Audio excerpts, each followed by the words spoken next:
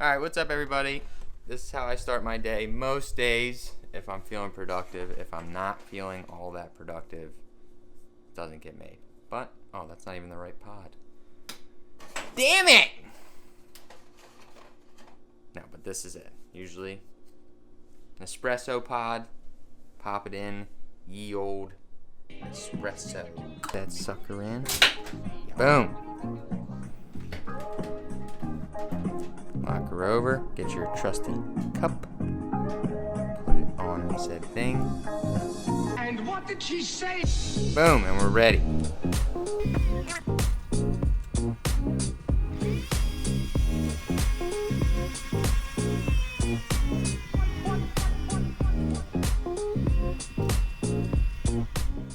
Once we have our Nespresso, we're ready to really start the day.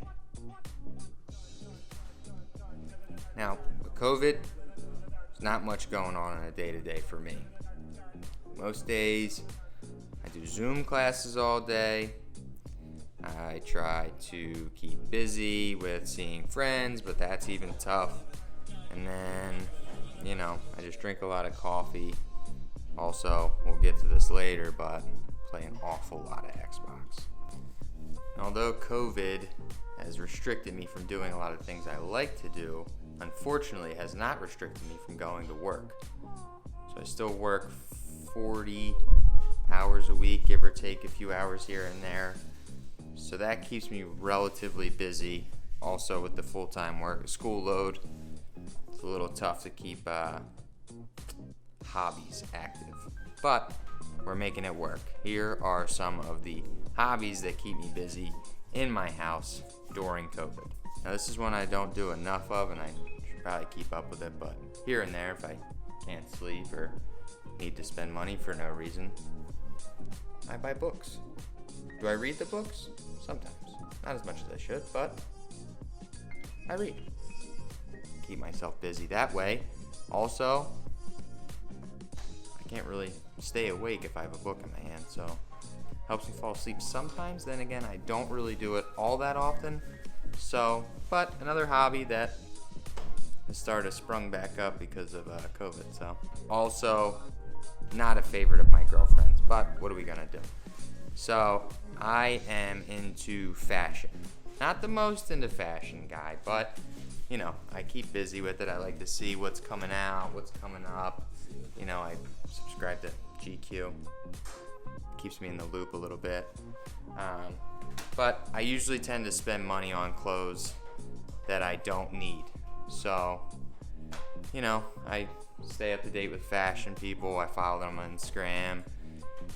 Keep eyes on, little bodegas in New York and stuff like that, their web pages, so that way I can keep up to date on what's coming out. If I see anything I like, I spend a stupid amount of money that I don't have on things like this sweater.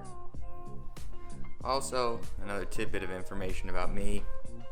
I am in the professional writing program at Lackawanna. So some nights if I can't sleep, or I don't know, if I feel like I could do something, I sit down and I try to at least write a little bit. I don't do it as much as I should, and if I was to tell my writing professors how much I actually do it, I'm sure that they would be very unhappy with me because it's certainly not enough. But I try to write a little bit, at least a couple times a week.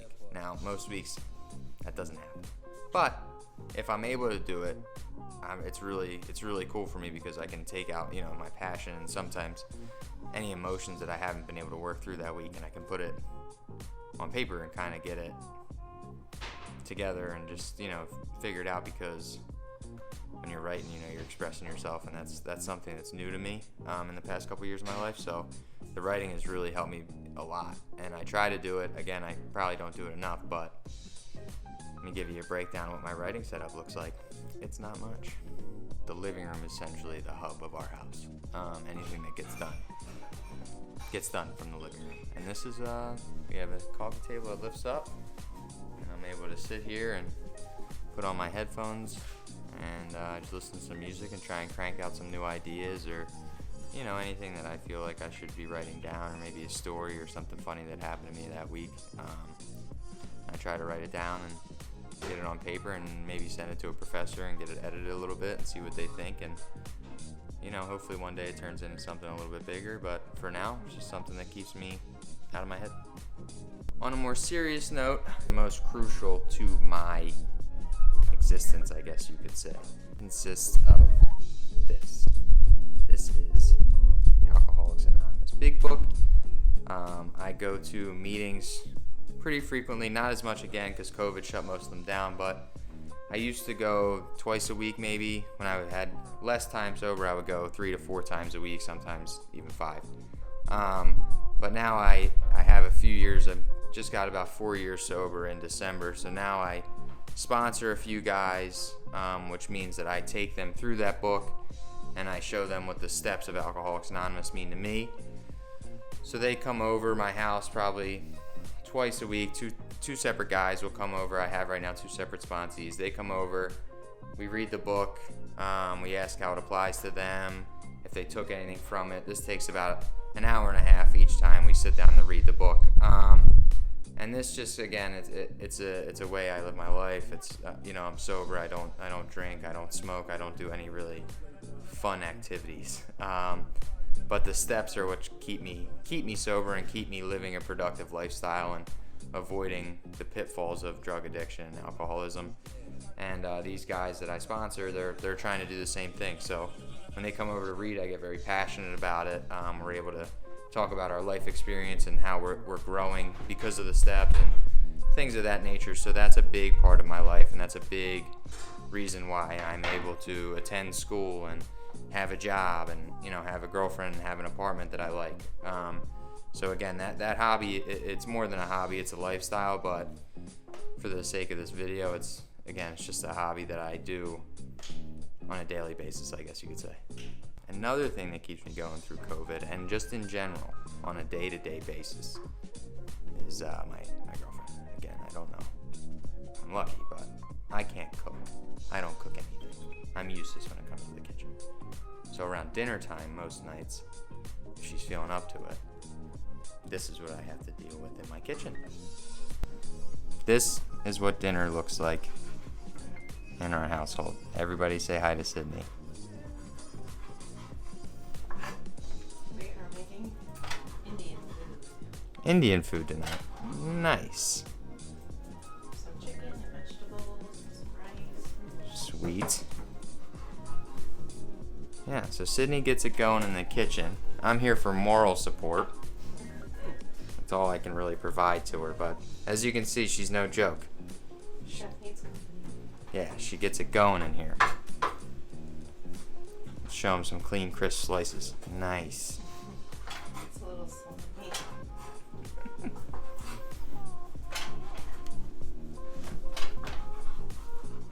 See the final product in a little bit. Nice. Here we go, fellas. Ladies and gents, the final product of Sydney's hard work. Boom. Nice dinner. Getting it going in the pan so you guys can see what that's going to look like. Nice. Show 'em, hon. Nice. There's mushrooms in this, so you're gonna have to pick them out. Oh. Another fun factoid, I hate mushrooms. Does not like them. I like them. She's the chef, so what she says goes. And what did she say?